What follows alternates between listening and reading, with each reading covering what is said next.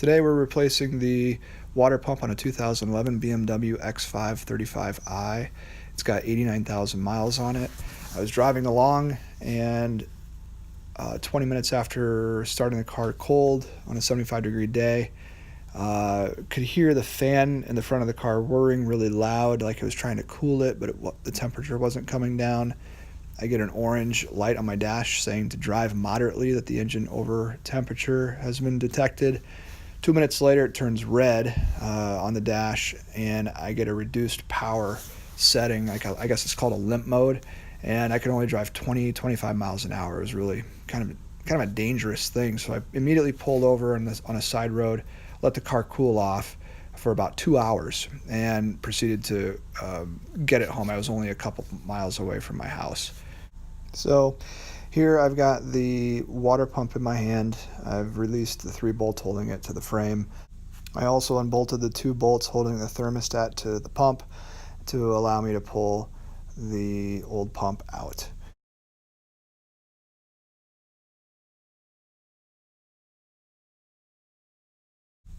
Taking a look at the failed pump, I noticed there's an O-ring stuck in the impeller, which led me to believe that that was the cause of it not operating.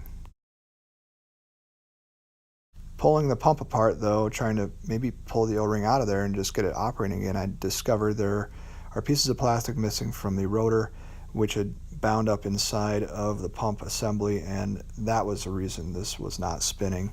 But the reality is these pumps don't last forever. I read somewhere that a company recommends that 80,000 miles you replace the pump, which I agree with. Alright, so I've got the new pump in.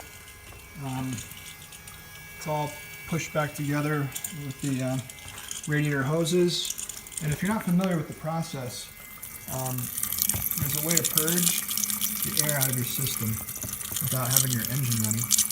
And as you can see, there's just this little stream running. The engine's not on right now. You can hear the pump running, and all the air is bled out. There's still a little bit that's being purged out. The process for getting the water pump to operate without the engine running is go in your driver's seat with your key, without touching the brake pedal, hit the start button twice, your dash lights should come on, and then put your foot on the gas pedal for about 10 seconds and you'll hear your new water pump turn on. Well, I hope you enjoyed this video on how to replace your water pump on your 2011 BMW X5.